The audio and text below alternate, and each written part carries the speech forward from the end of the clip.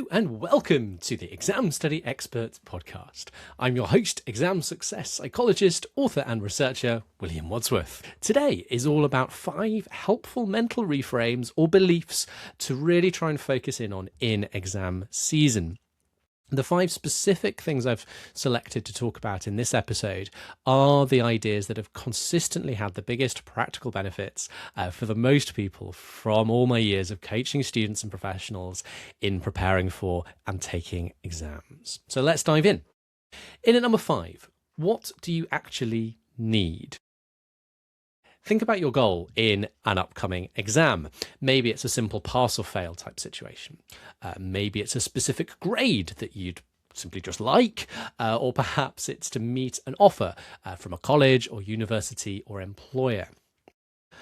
Goals are good because they give us drive and focus in our exam prep. But sometimes, especially in that immediate run up to an exam, it's easy to lose sight of the fact that almost all exam goals have room for error, and often quite a lot more of it than you might have sort of got in your head. So let's take an example. Let's say you need to score 75% on the exam to pass or to get that specific grade that you are seeking. 75% means you can afford to drop 1 in every 4 marks. So for every 4 marks on the paper, you only need to get 3 of them right, and you can afford to get 1 of them wrong. So that, in effect, is a huge swathe of the paper, the last quarter of the paper, effectively. You can afford to get completely wrong, and you can still achieve your goal. So while I obviously encourage people to make good use of those final days in and around an exam, please don't beat yourself up if you don't finish every single past paper, if you don't go back over every single topic, or even if there's still the odd corner of the paper that, despite sensible efforts, you haven't quite managed to cover or not quite to the level of detail you'd like. And by the way, that is increasingly common at high levels of academic study as the scope of exams balloons. We often find ourselves in that situation where we need to just cut our cloth a little bit and prioritise our efforts. We can do anything, but we don't have time to do everything, so we need to prioritise and focus. What do you actually need? It may be less than you think in order to achieve your goals. In at number 4, what's your plan B? So speaking of goals, if we're so fixated on a goal, and especially if that's a stretch for our abilities, it can sometimes cause us so much stress and angst that it makes us less likely, not more likely, that we achieve the goal in the first place. Now, this one may feel counterintuitive, but actually being more comfortable with your plan B can be a real help. So we still shoot for the moon, we still shoot for that success, of course, but we know that if it doesn't work out, we can retake, we can reapply, we can go a different route. We'll be okay. Life doesn't end at that point. When we take that intense pressure off your shoulders a little bit, when we get so fixated on our plan A and nothing else will cut it, when we just take a little bit of that pressure off by getting a little bit more comfortable with plan B, counterintuitively, we can then breathe again, and we actually have a better shot at achieving our potential and not needing that plan B after all. In at number 3, focus on your race. Don't get sidetracked with what your peers are up to. Trying to dial down the volume in terms of your mental chatter about who's studied what, how much they've done, how they're doing it, what resources they've used, what they know, what marks they're getting in their practice papers. Don't worry about any of it. It's a recipe for getting caught up in your head, and I speak from experience here. Now, if you've got a study buddy and you're on the same page and chatting to them about the exam, you find that quite supportive, it helps you feel a bit calmer rather than the opposite, that's absolutely fine. You're a good source of support for each other. Keep going. That's not what I'm saying here. Sometimes we have other contacts that are, very much kind of, they're always talking about what's on the exam and what they're doing, what they do, and it doesn't make us feel good. We feel a bit lousy in comparison, or we start worrying, well, I haven't done that, or I've not used that resource, or whatever, and it throws us off our game. For those kinds of contacts, it may be a case that we need to perhaps just sort of gently but firmly set that boundary and say, look, I'm getting quite stressed, I'm getting quite anxious about these exams. Is it okay if we don't talk so much about the content of the exam when we're hanging out? And ultimately, if they're struggling to sort of respect that boundary, then it may be a case of perhaps just temporarily hanging out with them a little bit less often for a few weeks while exams are on. So this one's all about focusing on your race, focus on using your time well, doing what makes sense to you, making the best progress you can, doing your best in this exam, and don't worry about what the rest of the pack are up to. In at number 2, play the game to win, even if you don't respect the rules. So it's an interesting one.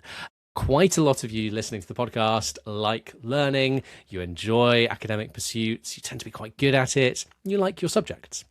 But sometimes we come up against exams we don't really like very much. There's that classic school kids complaint of their maths or their geography exam being full of pointless, useless stuff. You know, why would I ever need to factorize a quadratic equation or know about the different volcanoes in practice? I'm never going to use that in my future career. Even for older scholars, once you've specialised in your chosen field, there can be issues around this idea as well. So, as an example, some of the medical specialists I coach in preparation for their board exams or speciality exams can sometimes develop a low respect for the exam they're preparing for. This can be particularly true if we're in a retake type situation. We've had some bad experiences with that exam before.